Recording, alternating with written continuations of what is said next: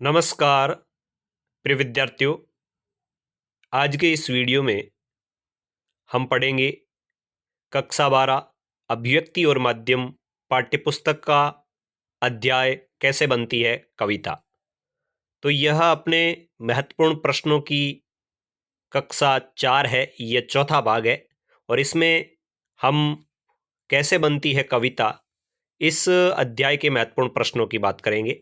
इससे पहले जितने भी भाग है, भाग 1, भाग 2 और भाग 3, वो तीनों इस YouTube चैनल पर अपलोड कर रखे हैं। वहां जाकर आप चारों भाग देख सकते हैं और हिंदी अनिवार्य और साहित्य में सम्मिलित अभिव्यक्ति और माध्यम जो पाठ्यपुस्तक है इसके महत्वपूर्ण प्रश्न पढ़ सकते हैं। ये सभी आपको SLB Hindi tricky YouTube channel पर मिलेंगे।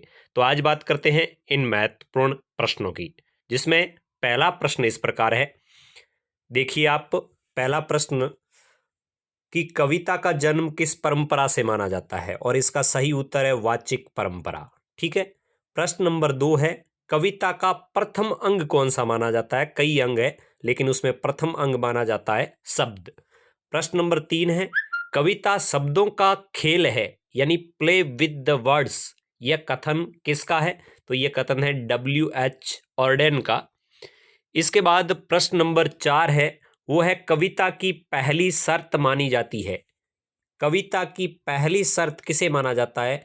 तो कविता की पहली शर्त है वो है शब्दों से मेलजोल। इसके बाद पांचवा प्रश्न है, हिंदी कवि सुमित्रा नंदन पंत ने, ध्यान दें, हिंदी कवि सुमित्रा नंदन पंत ने कविता के लिए किस भाषा की आवश्यकता पर बल दिया। बहुत ही अच्छा प्रश्न है और वो भाषा थी चित्र भाषा। उन्होंने कहा कविता के लिए भाषा कैसी हो, चित्र भाषा। प्रश्न नंबर 6, कविता की आंतरिक लय और अनिवार्य तत्व माना जाता है। तो बिंब और छंद है वो कविता की आंतरिक लय है और ये कविता के लिए अनिवार्य तत्व है। प्रश्न नंबर 7, कविता के प्रमुख अंग या घटक कौन कौन से हैं। कई अंग होते हैं कविता के, जैसे कविता के लिए भाषा का होना, भाषा का ज्ञान होना जरूरी है। और उसमें फिर पहला अंग आता है शब्द, शैली, भाषा को कहने का तरीका, परिवेश, समय, भाव, लय, बिंब और छंद, ये कविता के प्रमुख अंग या घटक है। प्रश्न नंबर 8 है, कविता के मूल में किस तत्व की प्रधानता होती है। देखिए, तो कविता के मूल में संवेदना और राग तत्व की प्रधानता होती है। प्रश्न नंबर 9, एक अच्छी कविता की क्या विशेषता है। कौन सी कविता को हम अच्छी कह सकते हैं। तो वह कविता जो पाठक को बार बार पढ़े जाने के लिए आमंत्रित करती है। एक अच्छी कविता पाठक को बार बार पढ़े जाने के लिए आमंत्रित करती है। और प्रश्न नंबर अंतिम और 10वां है वो इस प्रकार है कि कविता क्या है। कविता क्या है।